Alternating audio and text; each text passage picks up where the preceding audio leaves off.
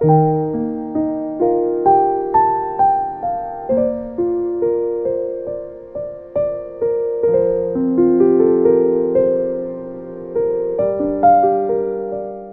almal, baie welkom saam met ons namens die Eerware Kerk net die volgende afkondigings. Vanoggend het ons, ek dink 'n eerste geleentheid, ek weet nie of daar in die geskiedenis van ons kerk al voorheen so 'n boodskap gebring geword het nie, gebring was nie, praat ek nou heeltemal die mekaar. Ek sien my vrou loer vir my. So, bring geword het, dit werk nie lekker saam nie. Maar dit het mooi op die tong geval. So, na Dr. André Bester vir ons 'n boodskap ons aanlyn gebring het wat ons uitgesaai het daar iets in my en Martin se harte begin leef en het ek en hy self oor dieselfde gedeelte begin gesels. So ek en hy het vanoggend dieselfde skrifgedeelte hier en in Parys en die boodskap is ongelukkig net te veel om hom in een Sondag te bring. So ek en hy het nou afgespreek, ek gaan 'n gedeelte van die erediens hier hanteer en hy aan daai kant en volgende Sondag ruil ons om en dan rond hy die boodskap af en ek rond daai kant af. So ek hoop ons sê min of meer dieselfde goeters. Want ons het nou nie gesê, hoorie so, dis wat ons hier moet sê en dis wat ons daar moet sê nie. So ons het net dieselfde gedeelte, selfde tema, selfde punte wat ons vanoggend gaan hê hier en in Parys en wat ons dan graag dan so ook met die gemeente by albei kante wil deel. So as jy slank wil naslaan 2 Kronieke 6, dis 'n lang gedeelte wat ons gaan lees, maar die gedeelte begin met koning Salomo se gebed met die inwyding van die tempel. So ongelukkig het Salomo 'n lang gebed gehad en ek wil nou nie in die middel van die gebed begin lees nie, so ons gaan die hele gebed wat hy by hierdie geleentheid dan gebid het, gaan ons dan saam lees. Dan bid ons saam. Here, baie dankie vir u groot genade, dankie Here vir u liefde, dankie vir u ontferminge, dankie vir u teenwoordigheid in ons lewens. Dankie Here dat u ons elkeen liefhet. Dankie Here dat u dan so 'n doel het met elkeen van ons se lewe, 'n begeerte, Here, wat u dan so wil sien in ons lewens. Here, 'n lewe wat ons kan leef, wat ons moet leef, om u te verheerlik. En daarom, Here, dankie vir die voorreg. Dankie, Here, dat ons dan so u kan dien, u kan eer. Dankie, Here, dat ons u naam kan verheerlik deur wat ons doen in ons lewens. En daarom, Here, wil ons vra dat u ons sal oordek met u liefde, met u instaatstelling. Here, ons is van u alleen afhanklik. Ons kan nie dit self doen, Here. Self, Here, maak ons foute. Self, Here, het ons 'n geneigtheid om sonde te doen. Self, Here, kan ons u nie verheerlik nie. En daarom, Here, dankie dat u dan so ons in staat stel. Here, gee, terwyl ons bewus is van ons eie ontoereikendheid, Here, ons eie onvermoë, wil ons bid en vra dat u ons genadig sal wees, dat u ons sal help, Here, dat ons elke dag wat ons leef, elke dag wat ons asemhaal, dat ons u naam sal verheerlik, dat ons u naam sal groot maak deur alles wat ons doen. En daarom, Here, open dan ook in hierdie oggend ons ore. Gee, Here, dat ons u woord sal hoor, dat ons dit sal verstaan, dat ons gehoorsaam sal wees, sodat ons u naam alleen kan verheerlik. Here, ons slaan so op na die berge, want waar kom ons hulp vandaan? En dan besef ons en weet ons, Here, dat ons hulp is van u alleen, wat hemel en aarde gemaak het. Gemeente, genade, barmhartigheid en vrede word die geskenk van God ons Vader en Jesus Christus ons Here deur die kragvolle werking van die Heilige Gees. Amen.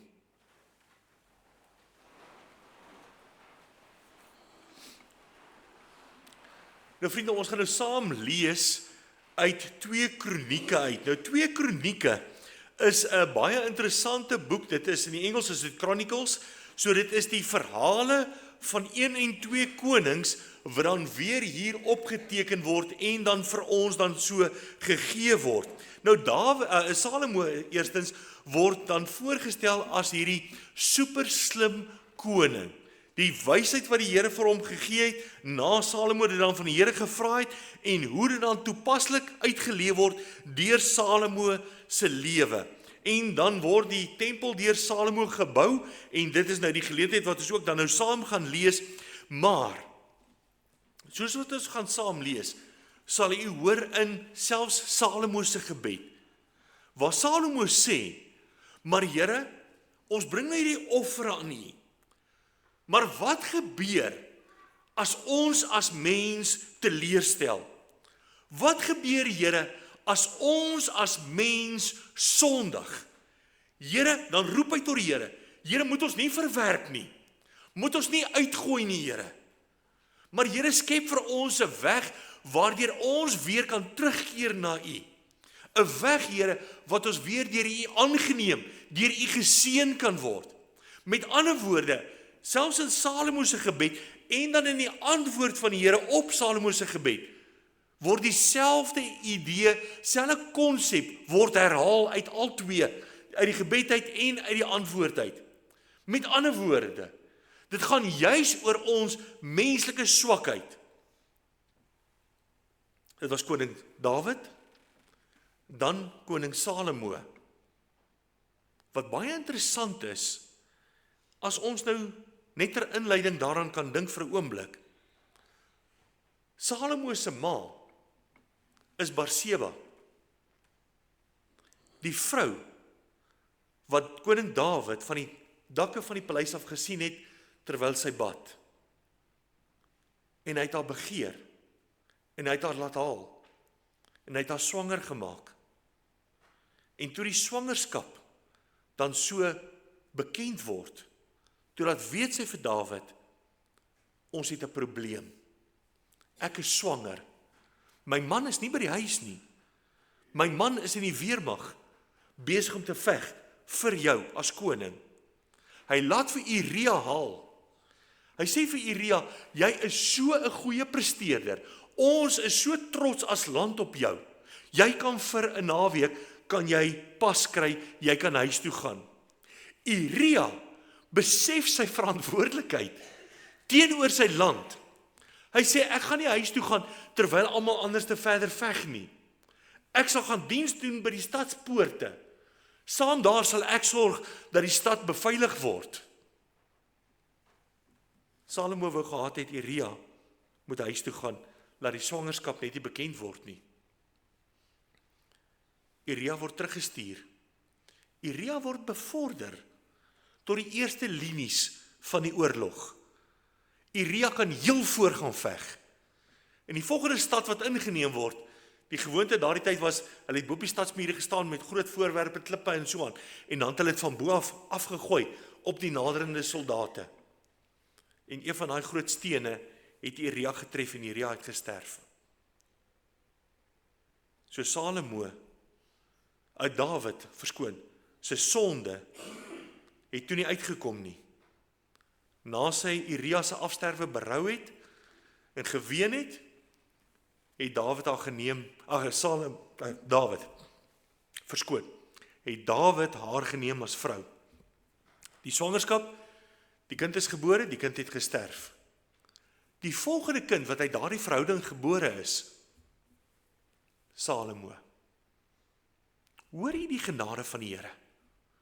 Lees gerus Psalm 51. Psalm 51 is die boetepsalm. Dit is waar Dawid dan smeek vir vergifnis vir hierdie sonde wat hy gepleeg het. Waar hy gesmeek het dat die Here hom dan so moet rein maak. Hy wil in 'n verhouding met die Here staan sonder dat daar enige sonde tussen hom en die Here is. En die Here vergewe volkome. En hy gee vir Salomo met al die beloftes wat Salomo gehad het. En Salomo, met die wysheid wat hy gehad het, dien die Here weer. Salomo het weer foute gemaak. Salomo het van vrouens gehou, hy het 700 vroue gehad, 300 byvroue, 1000 vroue het hy gehad. Uit alle stamme, nasies, volke en tale het hy vrouens gehad. En die fout wat Salomo gemaak het, is elke ene van die vrouens wat hy gekry het, het uit 'n ander plek uitgekom. Ander gewoontes gehad, ander afgode aanbid. En hy het vir sy vrouens, goedgunstiglik omdat hy hou van hierdie vrou, vir haar altare gebou vir haar afgode. En hy het self afvallig geword. En dit kan ons lees in die geskiedenis uit Salomo se kinders, wat die een erger as die ander ene was. En die koninkryk het mekaar uitgespat. Daar was 'n noordelike ryk en 'n suidelike ryk. Juda vertel nou verder in Kronieke kan ons lees die verhaal wat gebeur met die suidelike koninkryk en dan die noordelike koninkryk. Die een koning is bietjie beter, die volgende een is 14 keer slegter, dan is daar een wat weer bietjie beter is, wat daarom weer probeer om iets op te bou, dan die volgende koning breek weer alles af, en so gaan die siklusse dan verder met die volk Israel. As hulle maar net die Here kan dien. En dit is vir my waaroor vandag se boodskap gaan. Die verantwoordelikheid wat ek self moet aanneem, ongeag wat gebeur het, ongeag watter sonde daar is, ongeag wat my jaag, ongeag wat my pla, ongeag wat verkeerd geloop het in die verlede. Ek kan niks daaraan doen nie. Ek kan vergifnis vra. En die Here spreek my vry. Dis die wonderlikheid van die Here. Die belofte is daar, die aanbieding is daar, maar ek moet dit aanneem van die Here. En dis wat ons met mekaar gaan deel vandag. Dat ek my eie verantwoordelikheid kan besef, sodat ek kan handel. Maar ek wil nie net hê, dis nie net vir my en vir myself nie. Dit gaan vir my oor my en my gesin, my en my familie. Dat ons vir mekaar moet intree in gebed. Dat ons vir mekaar moet bid, dat die Here dan ook so sy wonderlike doel in elkeen se lewens sal bereik. Ons is bekommerd oor ons kinders, ons is bekommerd oor familie, ons is bekommerd oor baie ander mense, omstandighede wat voor lê, môre, oormôre, die week daarna. Ons is nie in beheer van enige van daai nie.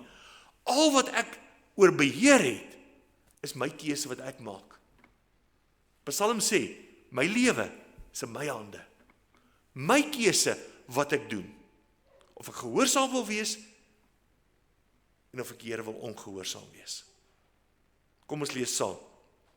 Ek gaan begin, jy gaan nou sien, ons begin in 'n snaakse plek in die Bybel lees, 2 Kronieke 6 vers 14, so dit is nou nie kronologies in die gedeelte van waar daar 'n perikoop is nie, maar dit is nou maar waar die gebed dan so gebid word deur koning Salomo. Here, God van Israel, daar is in die hemel of op die aarde geen God soos U nie, want die verbond en die goedertierenheid hou vir U knegte, wat voor U aangesig wandel met hulle hele hart. Wat vir U knegt, my vader Dawid, U belofte aan hom gehou het, ja, met die mond het U dit gespreek, en met die hand volbring soos dit vandag is.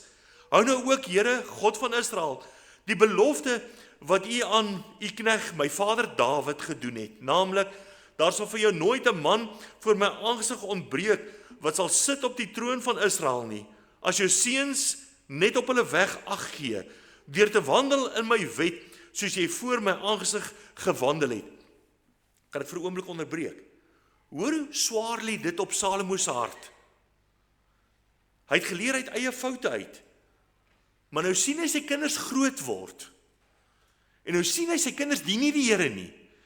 En nou herinner hy die Here aan die Here se belofte. Daar sal nooit 'n man op die troon van koning Dawid ontbreek nie. Maar daar's 'n voorwaarde.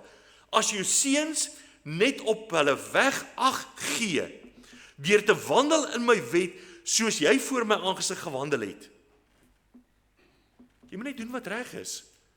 Jy kan nie aangaan en doen net wat jy wil, en dink die Here moet maar net seën nie. Laat dan nou, Here, God van Israel, U woord tog bewaarheid word, wat U tot U knegt Dawid gespreek het.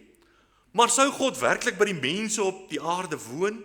Die hemel, ja, die hoogste hemel kan U nie bevat nie. Hoeveel minder hierdie huis wat ek gebou het. Wend U dan tot die gebed van die knegt en tot sy smeking, Here my God, deur te luister na die geroep en die gebed wat U knegt voor U aangesig bid, sodat U oë oop kan wees dag en nag oor hierdie huis, oor die plek waar U van gesê het, dat dit U naam daar wil vestig, sodat U mag luister na die gebed wat die knegt na hierdie plek toe sal bid. Luister dan na die smeking van die knegt en van die volk Israel, wat hulle na hierdie plek toe sal bid. Ja, mag U hoor uit U woonplek, uit die hemel, en as U hoor, vergewe dan. As iemand teen sy naaste sondig en hulle hom 'n eed oplê, om hom tot selfvervloeking te bring en hy voor u altaar in hierdie huis kom sweer, wil hy dan hoor uit die hemel en handel en aan u knegte reg verskaf, deur die skuldige te vergelde en sy wandel op sy hoof te lê en die regverdig te verklaar, deur hom te gee na sy geregtigheid. En as u volk Israel verslaan word voor 'n vyand, omdat hulle teen u gesondig het en hulle hul bekeer en u naam bely en bid en smeek voor die aangesig in hierdie huis, wil u dan hoor uit die hemel en die sonde van u volk Israel vergewe en hulle terugbring na die land wat u aan hulle en hulle vaders gegee het. Het jy nou gehoor die gebed wat hy tot die Here bid? Die Here antwoord hom met dieselfde woorde in 2 Kronieke 7 vers 14, wat ons teks van oordenking is. Vers 26, as die hemel toegesluit is, dat daar geen reën is nie, omdat hulle teen u gesondig het, maar hulle na hierdie plek toe bid en u naam bely, van hulle sonde hulle bekeer, omdat u hulle verootmoedig, wil u dan hoor in die hemel, en die sonde van die knegte en van die volk Israel vergewe, want u leer hulle die goeie weg, waar hulle in moet wandel, en gee reën op die land, wat u aan u volk as 'n erfenis gegee het. As daar hongersnood in die land is, as daar pes is, as daar brandkoring of heuningdou, sprinkane of kalfvreters is, as sy vyande om in sy land vol stede dit benoud maak, watter plaag of watter siekte ook al, enige gebed, enige smeking, wat enige mens of die hele volk Israel sal doen, as elkeen sy plaag en sy smart ken, sodat hy sy hande na hierdie huis toe uitbrei, wil u dan hoor uit die hemel, u vaste woonplek, en vergewe, en aan elkeen gee volgens al sy weë, u wat sy hart ken, want u alleen ken die hart van die mensekinders, sodat hulle u kan vrees om te wandel in u weë al die dae wat hulle leef, in die land wat u aan ons vaders gegee het, ja, ook na die uitlander, wat nie uit u volk Israel is nie, en uit 'n ver land kom, om 'n groot naam en 'n sterke hand, en u uitgestrekte arm ontwil, as hulle kom en na hierdie huis toe bid, wil u dan hoor uit die hemel, uit u vaste woonplek, en doen volgens alles, waaroor die uitlander u sal aanroep, sodat al die volke van die aarde u naam mag ken, en u vrees, soos u volk Israel, en mag gewaar word, dat u naam uitgeroep is, oor hierdie huis, wat ek gebou het. As die volk uittrek, in die oorlog teen sy vyande, op die pad waarop u hulle stuur, en hulle bid tot u in die rigting van hierdie stad, wat u verkies het, en van die huis wat vir u naam gebou is, wat ek vir u naam gebou het, wil dan uit die hemel hulle gebed hoor, en hulle smeking, en aan hulle hul reg verskaf. As hulle teen u sondig, want daar is geen mens wat nie sondig nie, en u op hulle toornig is, en hulle aan 'n vyand oorgee, en hulle veroverhaars, hulle as gevangenes wegvoer, na land, ver of naby, en hulle dit ter harte neem in die land waarheen hulle as gevangenes weggevoer is, en hulle hul bekeer, en u smeek in die land van hulle gevangenskap en sê, ons het gesondig, ons het verkeerd gehandel, en ons was goddeloos, en hulle hul tot u bekeer, met hulle hele hart, en met hulle hele siel, in die land van hulle gevangenskap, van die wat weggevoer het, en hulle bid in die rigting van hulle land wat u aan hulle vaders gegee het, en van die stad wat u verkies het, en van die huis wat ek vir u naam gebou het, wil dan uit die hemel, uit u vaste woonplek, hulle gebed en hulle smekinge hoor, en aan hulle hul reg verskaf, en aan u volk vergewe, wat hulle teen u gesondig het. My God, mag u oë tog nou oop wees, en die ore luister na die gebed van hierdie plek. Staan dan nou op na u rusplek, Here God, u en die ark van u sterkte. Laat die priesters, Here God, met heil bekleed wees, en laat die gunsgenote hulle verheug in die goeie. Here God, wys u gesalfde nie af nie. Dink aan die gunsbewyse aan die koning Dawid. En ek wil nou sê, amen. Want dit is die gebed van Salomo, wat hy voor die Here gebid het. Kom ons lees verder, hoofstuk 7. En net toe Salomo sy gebed voleindig het die vuur uit die hemel neergedaal en die brandoffer en die slagoffers verteer, en die heerlikheid van die Here het die huis vervul. En die priesters kon nie in die huis van die Here ingaan nie, want die heerlikheid van die Here het die huis van die Here vervul. En toe al die kinders van Israel sien hoe die vuur en die heerlikheid van die Here op die huis neerdaal, het hulle gekniel met die aangesig na die aarde toe, op die plaveisel, en aanbid en die Here geprys, dat hy goed is, dat sy goedertierenheid tot in ewigheid is. En die koning en die hele volk was besig om slagoffers voor die aangesig van die Here te slag. Koning Salomo het naamlik die slagoffers van 22.000 beeste en 120.000 stuks kleinvee geslag. En die koning en die hele volk het die huis van God ingewy. Terwyl die priesters op hulle poste gestaan het, ook die leviete met die musiekinstrumente van die Here, wat koning Dawid gemaak het, om die Here te loof, dat sy goedertierenheid tot in ewigheid is, met die loflied van Dawid, wat deur hulle voorgedra is. Intussen het die priesters teenoor hulle op die trompette geblaas, en die hele Israel het gestaan.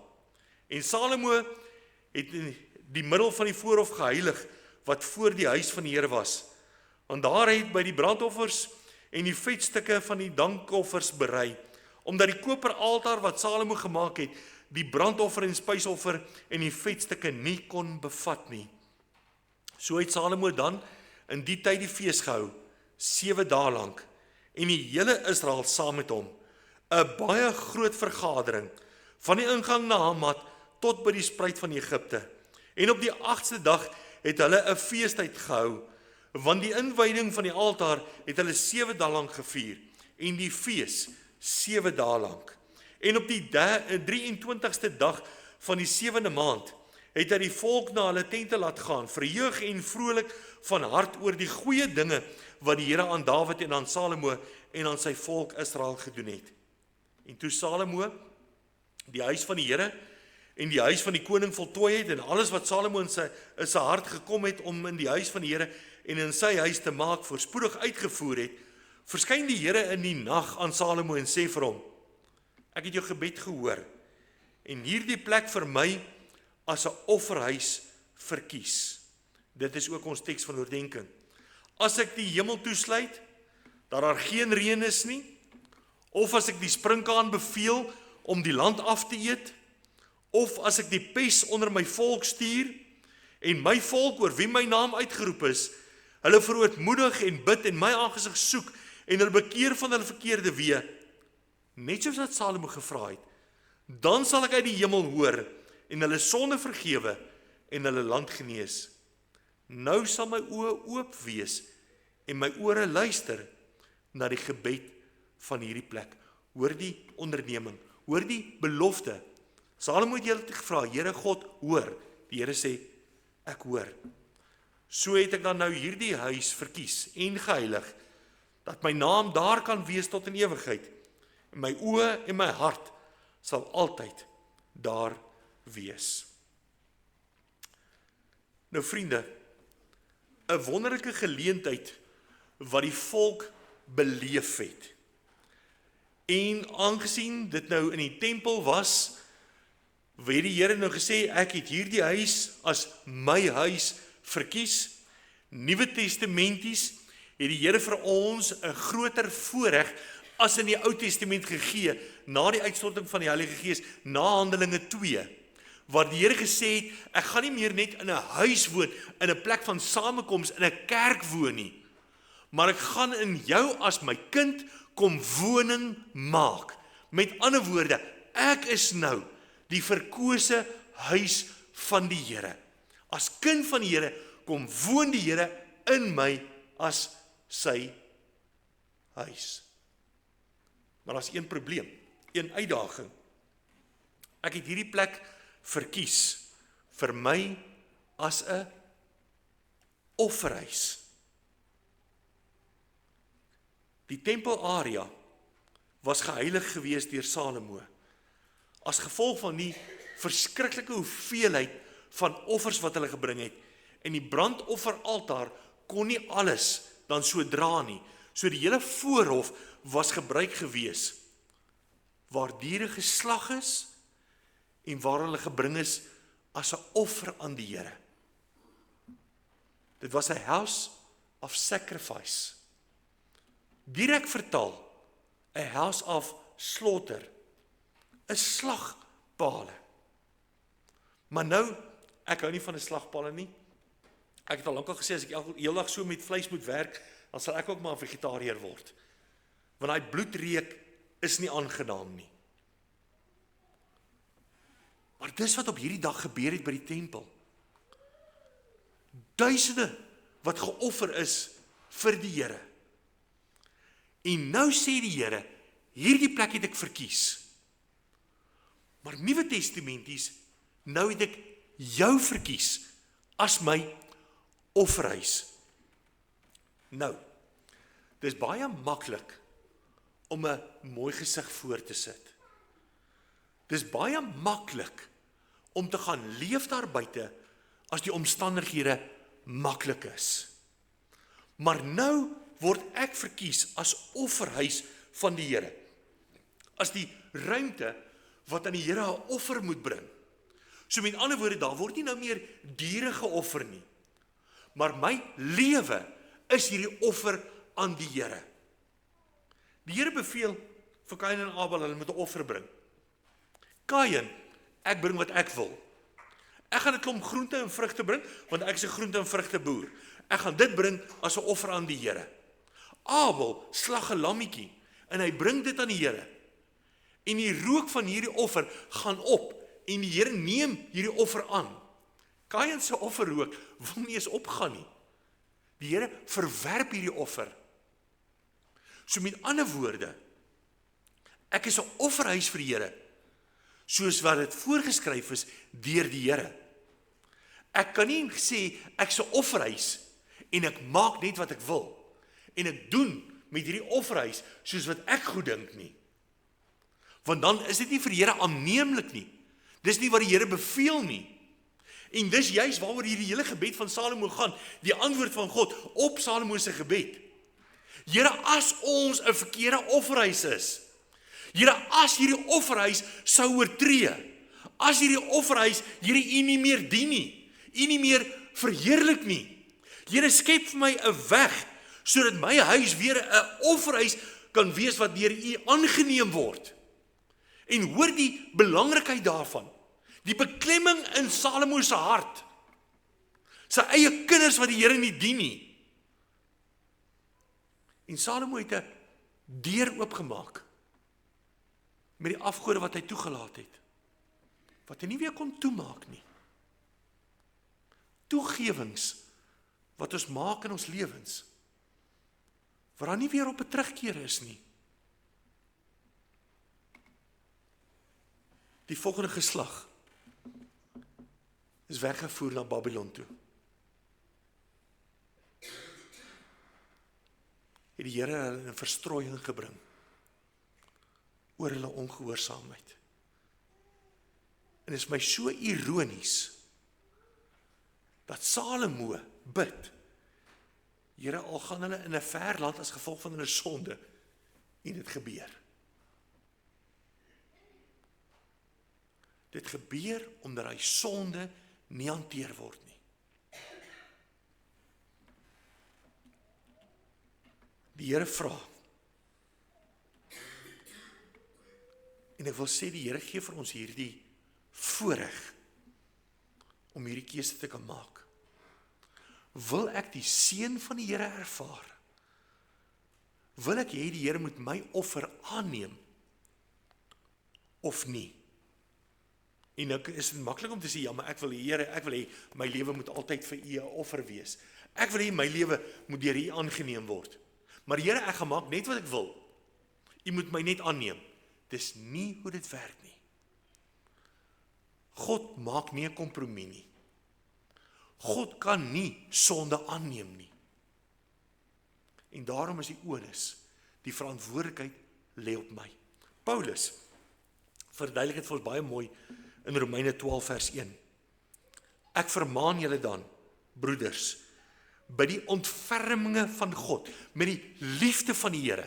Dis nie hierdie sware las wat op ons gelê word nie, maar dis met die liefde van die Here, met die instaatstelling van die Here, om dit te kan doen, dat julle julle liggame stel as 'n lewende, heilige en aan God welgevallige offer.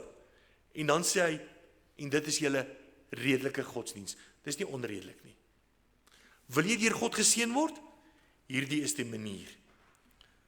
Salomo kom bid hierdie gebed. En hy kom roep tot die Here ter voorbereiding sodat die Here dit kan aanneem. En nou moet ons net in gedagte hou. Op hierdie oomblik in die geskiedenis is hulle besig met die inwyding van die tempel.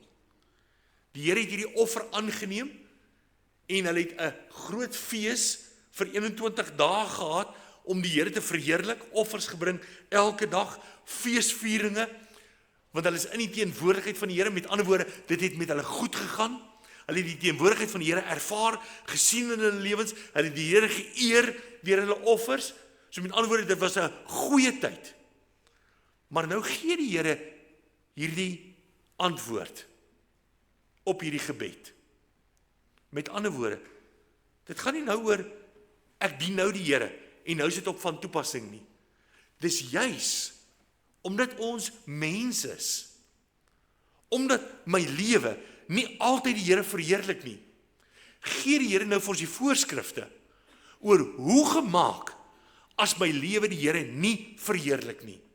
Met ander woorde, as ek sondig, as ek verkeerd doen, hoe herstel ek my verhouding weer met die Here? En nou gaan dit nie nou maar net van, okay, daar is 'n agterdeur, so elke keer as ek nou sondig, elke keer as ek iets verkeerd doen, die Here sal maar net bly vergewe. So ek moet nou maar net aangaan en die Here sal maar net elke keer vergewe. Dis nie hoe dit werk nie. Want dan was my hart nie reg voor die Here nie. Dit gaan juis oor ek wens, ek het dit nooit gedoen nie. Here, vergewe my, ek wil nie weer dieselfde foute maak nie. Ironies sê hulle, 'n donkie stamp sy kop nie 2 keer nie, maar ons as mens stamp ons kop so gereeld.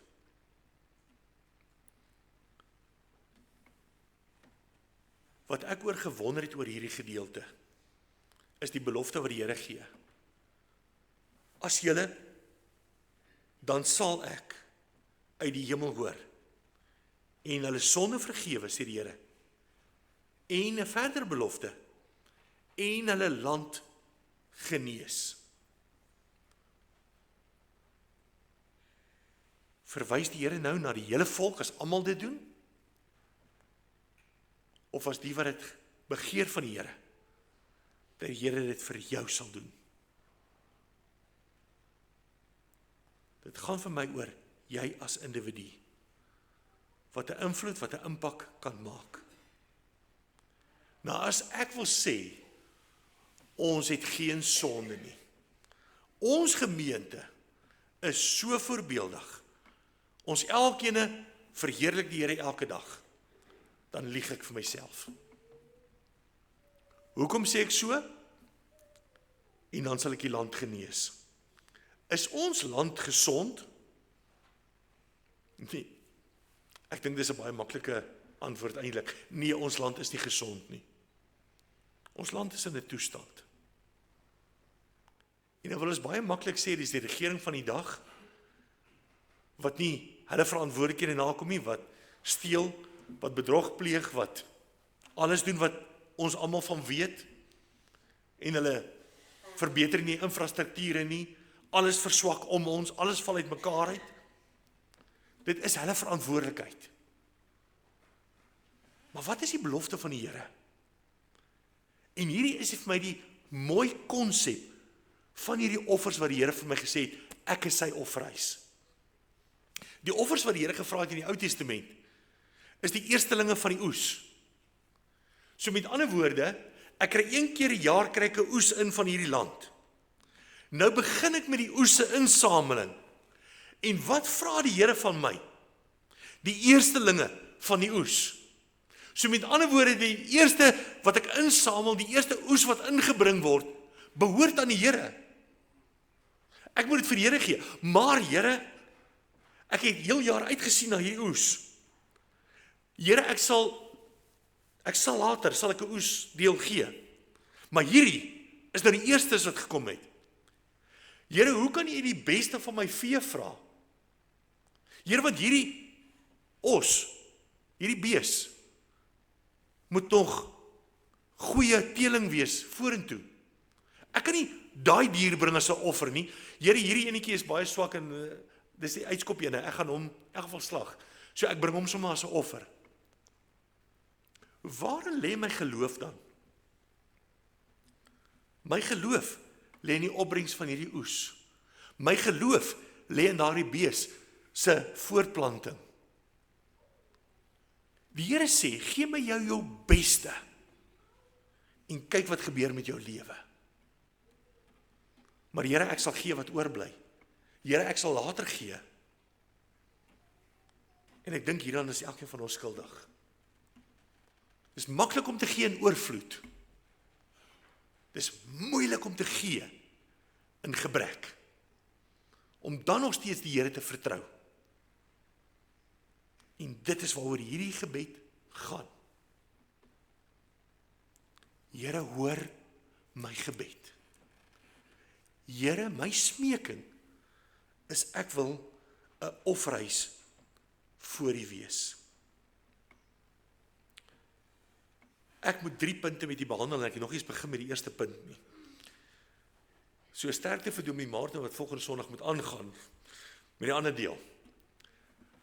Wat ek beplan het, wat in my hart geleef het met hierdie boodskap, is ons hoor altyd 'n boodskap. En dan groet ons mekaar en elkeen gaan na hulle huis. Ek wil dit vandag bietjie verander. Bietjie iets anders te doen met hierdie erediens. Ek gaan nou begin met die eerste gedagte wat ons met mekaar gaan deel. En dan moet ons hoor wat hierdie gedagte sê. En dan gaan ek geleentheid gee dat U kan bid. Ek wil nie harde gebede hê nie. Ek wil nie hê ons moet ons sondes teenoor almal bely, want dan gaan van iemand miskien sê ek kan nie wag om hier uit te kom nie. Ek gaan Dis nie almal se saak nie. Dis jou persoonlike saak voor die Here. So kom ons kyk na die eerste gedagte. En hierdie is my fondasie. Jy word verkieste huis van God deur sy naam aan te roep. So met ander woorde, ons praat nou oor hierdie ek is die gekieste huis van die Here. Maar dit het nie net gebeur met my nie.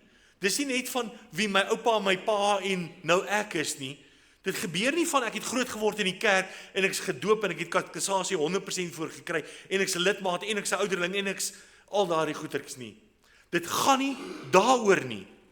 Ek moet begin by die fondasie met die probleem wat ons elkeen mee gebore word. En dit sê die woord van die Here vir ons baie duidelik dat ons elkeen verlore gebore word. Met ander woorde, ek word nie gebore as kind van God nie. Ek word gebore as 'n kind in sonde, as gevolg van die sondeval van Adam en Eva.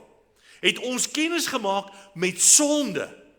Maak nie saak hoe lief ek my kinders het nie, elkeen van ons kinders word in sonde ontvang en gebore, sê Psalm 51 vers 7, Romeine 3 vers 23, want almal het gesondig en daai sonde, dit ontbreek ons daarom aan die heerlikheid van die Here. Met ander woorde, ons word nie gebore in die heerlikheid van God nie. Hierdie sonde maak dat ons moet sterf. Want die loon van die sonde is die dood. My sonde bring skeiding tussen my en God. Daar is 'n oplossing. En ek wil dit illustreer deur 'n baie ou illustrasie. As jy jouself wil voorstel, dis 'n gewone boek waarin al my sondes opgeteken is. van die dag dat ek gebore is. Nou ek het nog altyd gesê, en ek roem daarin, ek is my ma se soetste kind.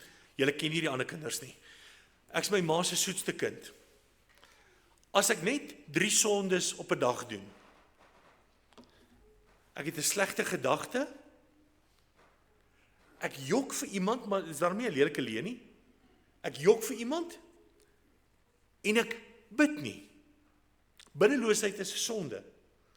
So dis nie van ek gaan maak iemand dood en ek vloek en skel iemand anders en ek steel iets anders nie. Dis nie daai sondes nie. Sonde is sonde. As jy skuldig geword het aan een sonde, het jy aan die hele wet skuldig geword. Nou, my sondes is hierop opgeteken. Nou, ek gaan nou nie so vinnig wees met wiskunde nie. 365 dae 'n jaar, 3 sondes, is oor 1000 sondes 'n jaar. Ek is nou al 51 jaar oud. 51.000 sondes is opgeskryf in my sonde register. Want so lief het God die wêreld gehad, het hy my gehad, dat hy sy enige gebore seun gegee het, sodat elkeen wat in hom glo, nie verlore kan gaan nie, maar die ewige lewe kan hê. Die probleem, hoekom God dit gedoen het, die loon van die sonde is die dood. So met ander woorde, God kyk na my, maar hy sien my sonde, wat ek dra, waarvoor ek gestraf moet word. En nou het God 'n oplossing gegee, Jesus Christus, waarby ek 'n besluit moet neem. Here, dankie vir die offer wat U vir my gebring het. Dankie vir die prys vir my sonde wat U betaal het. Here, ek wil U kind wees. Openbaring 3 vers 20 is die gedeelte wat gepreek is, die dag toe ek as tiener my hart vir die Here gegee het. Kyk, ek staan by die deur en ek klop. As iemand my stem hoor, sal ek ingaan en saam met hom maaltyd hou en hy met my. Die geleentheid toe ek die stem van die Here hoor, die oplossing van die Here hoor, my verantwoordelikheid besef. Here, ek gee my sonde vir U. Ek neem die geskenk wat U vir my gegee het, neem ek aan, die prys wat U vir my betaal het. Jesus Christus roep uit aan die kruis, Johannes 19 vers 30, Tetelestai, dit is volbring. Die volle prys vir my sonde is betaal. Nou kyk God die Vader na my, en hy sien my sonde is op Jesus Christus.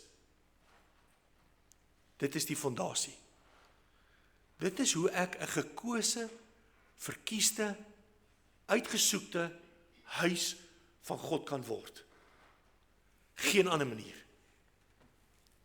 Dit gaan nie oor of ek my ma se soetste kind is of nie. Ek kan net so my ma se stoutste kind gewees het. Dit gaan nie oor wat 'n sonde daar opgeteken is nie. Hulle betrap 'n vrou wat oorspel gepleeg het. Hulle bring haar voor die Here. Hulle sê hierdie vrou moet met klippe doodgegooi word. En Jesus Christus vra vir haar, is daar berou in jou hart? Sy sê ja. En die Here sê vir haar, gaan en sondig nie meer nie. Sy word vergewe. Dit gaan nie oor wat jy gedoen het nie. Dit gaan nie oor hoe erg dit is nie. Dit gaan nie oor, ons elkeen het ons sonde. Ons elkeen het nodig om die prys te aanvaar.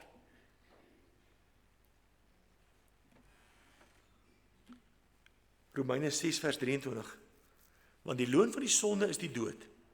Maar die genadegawe van God is die ewige lewe in Christus Jesus, ons Here. Nou, ek wil nou geleentheid gee.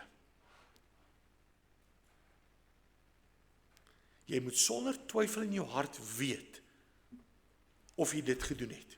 Of jy op 'n geleentheid jou hart vir die Here gegee het. Het ek dit al gedoen? Het ek dit nog nie gedoen nie? Dis nie 'n moeilike vasvraag nie. Was daar al 'n geleentheid wat ek dit vir die Here gegee het? Ek onthou nog, ek het net hier gekom. En toe het ek 'n opening eendag by Fonteine Laerskool gehou. En daar's 'n baie mooi kinderillustrasie, ongelukkig het ek nie nou geld nie. Ek is uit geld uit. En hulle vat nie kaarte nie. Maar in elk geval, ek vra vir 'n kind. Ek kan nie eens onthou wat 'n noot was dit nie. En ek vra vir hulle, wie wil hierdie geldjie hê vir Snoepie? En daar spring so 'n kleinerige seentjie op. En ek hou die geld vir hom en hy kom vat dit en hy gaan. Maar hy vou hom so en hy sit hom in sy sak. En toe ek nou klaar is, ek sê net 'n EG predikant. Toe sê ek vir my, Boeta, kan ek die geldjie weer terugkry? Ek weet, was net die illustrasie. Okay, hy gaan sit so. My Snoepie geld. Hy sê, hierdie geld kry nie weer terug nie. Dis die konsep. Dis nie van, die Here vra daai geldjie nou weer terug nie. Het ek die geldjie gevat of het ek nie? Daar's baie in die saal wat dit wou gehad het. Net hy het dit kom vat. Niemand anders het dit gehad, behalwe net hy nie. Die Here gee dit vir ons elkeen. Maar ek moet dit vat van die Here af. Ek het 'n verantwoordelikheid. Jy het 'n verantwoordelikheid. Ek gaan nou geleentheid gee. Ons gaan ons oë toemaak. En ons gaan elkeen bid. Dankie Here, dat ek my hart vir U al kon gegee het. Here, hoor my hart. Here, ek is onseker of ek al my hart, my lewe vir U gegee het. Daarom, Here, bid ek in hierdie oggend. Here, ek neem die prys aan wat Jesus vir my betaal het. Vergewe my my sondes, maak my U kind. Ek gee geleentheid sodat U kan bid.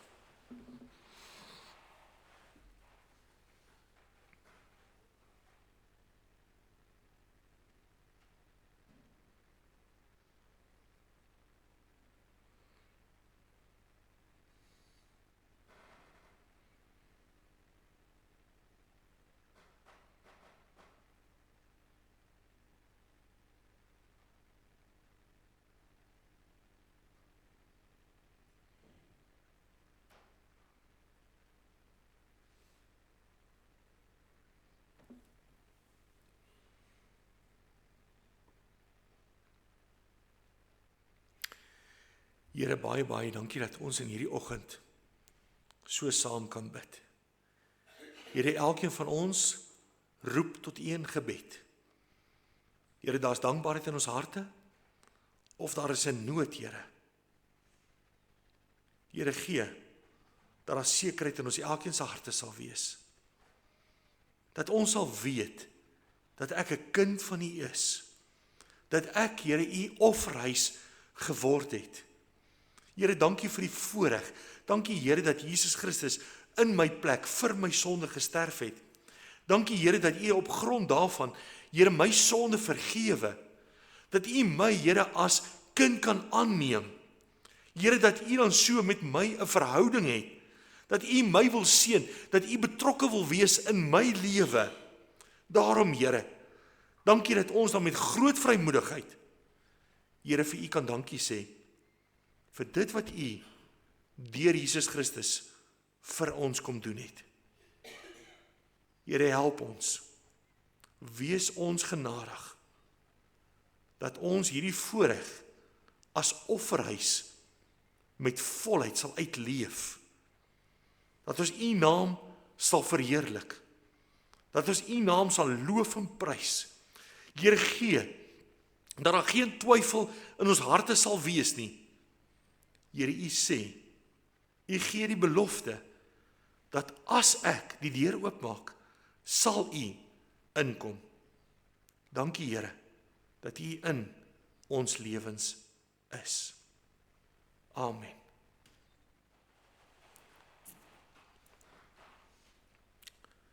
Vriende, nou is ons op die moeilike plek, wat ek nou nie met Dominee Martin afgespreek het om te stop nie. Maar ek sien die tyd en ons gaan nou begin met, hoe herstel ek? Hoe maak ek, as kind van God, hoe maak ek sonde weer reg? Want nie een van ons is volmaak nie. Ons maak foute, ons neem verkeerde besluite. Soos wat dit maar reg deur die Bybel vir ons opgeteken is. En daarom het ek 'n groot liefde vir die woord van die Here.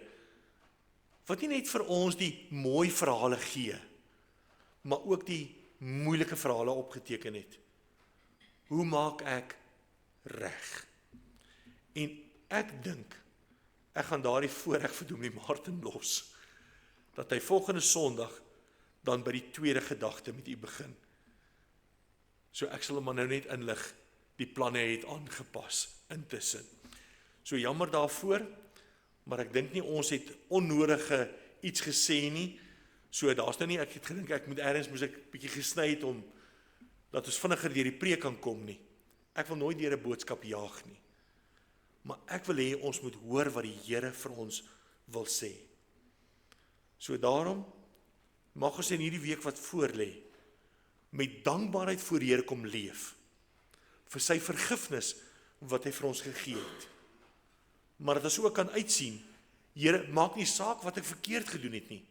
Kom vergewe, kom herstel my weer, want ek wil 'n offerhuis voor die Here wees. En as ek daarmee kan afsluit vir vanoggend, en dan sit 'n vervolgverhaal. Ek weet nie of Dominee Martin nog gaan klaarmaak volgende Sondag nie, anders sien ek julle die Sondag daarna weer. So mag die Here die woord in ons elkeen se harte seën. Ek wil u nooi om te staan, dan gaan ons saam afsluit. Ek wat vergifnis, Heer, ontvang het. Kom ons staan en sing ons saam.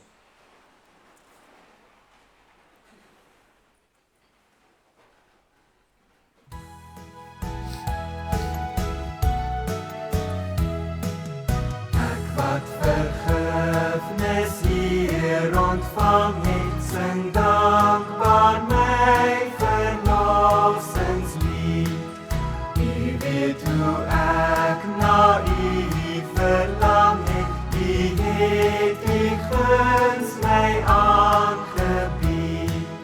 Ek loof en prys u derentyd, ek loof en prys u derentyd, en roem u groot barmhartigheid, en roem u groot barmhartigheid.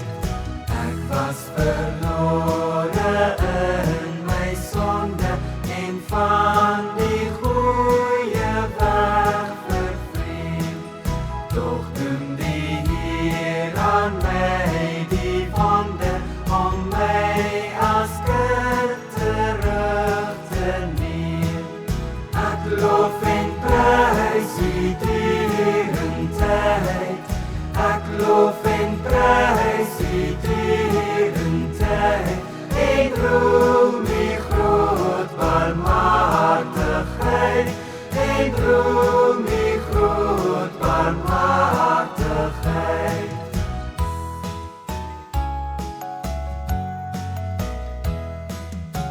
O God wat ryk is aan ontferming, weerhou genade nooit van my, maar hou my steeds in u beskerming, by u sal ek vir altyd bly.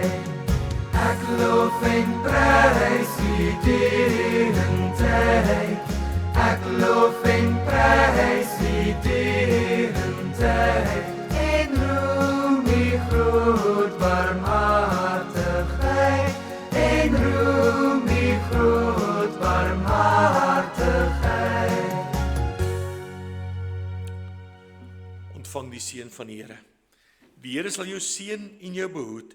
Die Here sal sy aangesig oor jou laat skyn en jou genadig wees. Die Here sal sy aangesig oor jou verhef en aan jou vrede gee. Amen. Baie dankie vriende.